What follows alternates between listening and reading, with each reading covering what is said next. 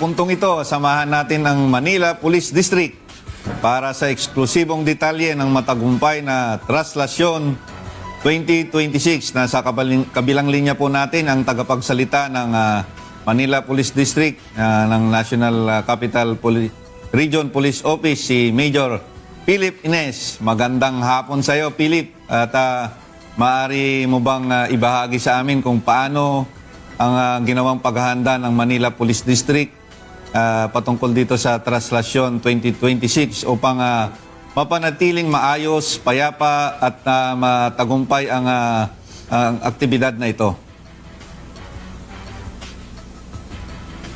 Yes, Sir Elmer, Sir Butch, Atty. Roque, isang mapagpala at kalmadong hapon po. Mula po sa Timbulan ng Laya at Diwang Dakila po.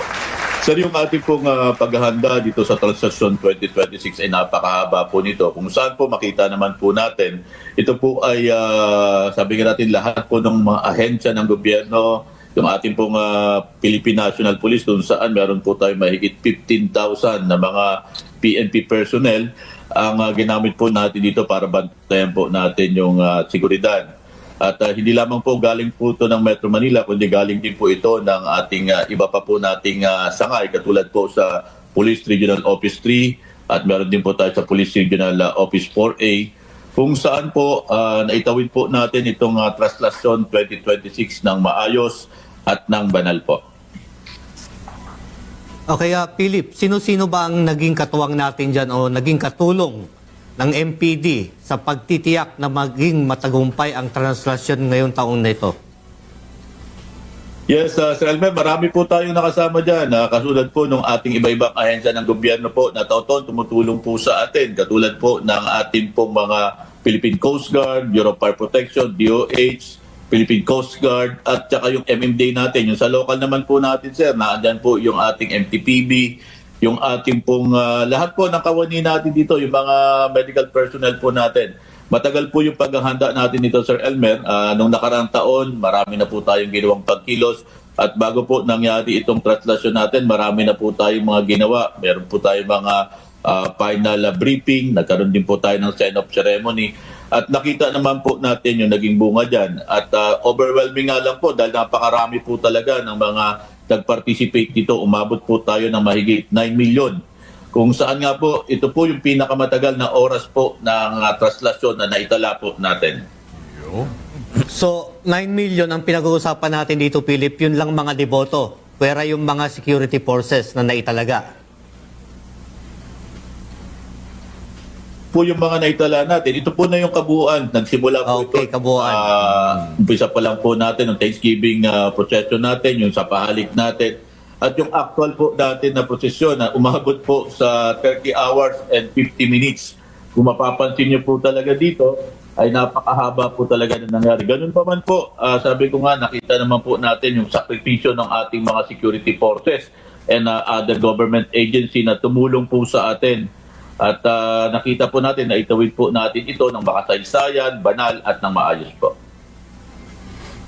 O kaya, balita namin, yung mga ibang deboto nagpaiwan pa raw dyan sa Manila 2 days after the Traslasyon. Totoo ba ito, Philip?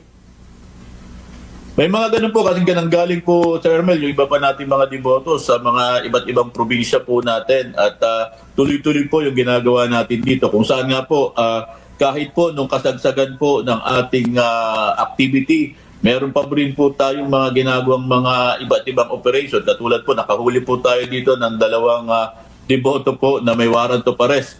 Pagpapatunay lamang po ito na kahit na nandito po tayo sa density o yung bigat po ng ating activity, hindi po natin pinababayaan yung iba nating mga police operation.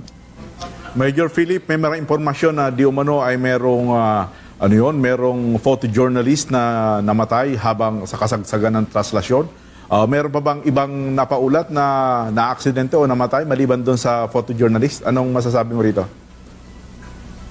At nalulungkot po tayo, kaibigan po natin ito pong photojournalist. So, miyembro po ito ng MPD Press Corps. Kung saan nga po, yung madaling araw po, bago po mag-start yung ating pong prosesyon, ito po ay inatake at nadala naman po sa ospital pero dead on arrival. At doon po sa kabuuan po ng ating posisyon, meron po tayo ditong nadagdag na 3. Yung isa po dito ay kinalungkot po natin, pero ito po ay nadaanan po ng andas sa sobrang dami ng tao. At yung dalawa naman po ding individual ay inatake rin po sa puso. At yun nga po ang aming pong pakikiramay doon sa mga naiwang pamilya. Ayun. Nakakalungkot. Sunod ang activity ng Manila Police District. Sir, actually, ano na naman tayo dyan na pagdating sa paghahanda ng Manila Police District, alam naman natin na sa pangunguna ni Sir Arnold Abad, sigurado na paghahandaan at yung mga ganitong malalaking mga aktibidad dyan sa Tama. Maynila. Patapos nga yung Pasko, nandyan yung bagong taon, traslasyon, susunod naman ang Chinese New Year. Philip, ano naman ang paghahanda ng MPD ukol dito sa activity na ito? Sir Bull, sabi ko nga po, walang markadong pula ang kalendaryo po ng mga Pulis Maynila. Ito po tayo, meron po tayo pinaghahandaan na naman yung pista po ng Tondo ng Yun, Pandakan oo. at bago po mag-Chinese New Year. Tama. Ang dami po mga activity na nakasusog dito at makakaasa po kayo palagi nating iangat po ang ating antas ng pagbabantay para po dito sa ating sa mamamayan sa lungsod po ng Maynila. Ayun. O kaya, Philip, bawal din ba ang mga paputok o yung masasabi natin malalakas na fireworks dito sa paparating na Chinese New Year? Titignan po natin, Sir Mel, kung maglalabas po ang lungsod ng Maynila tungkol po dito. Pero meron naman po tayong umiiral na mga nabatas po na nagbabawal po dito po sa paggamit ng mga illegal na paputok. At yun po ay patuloy nating pinapakiusap sa ating mga kababayan na wag na po nating tangkilikin ito. Talagang delikado po ito. At nakita naman po natin na naging resulta nito nung nakaraan pong pagsalubong sa bagong taon.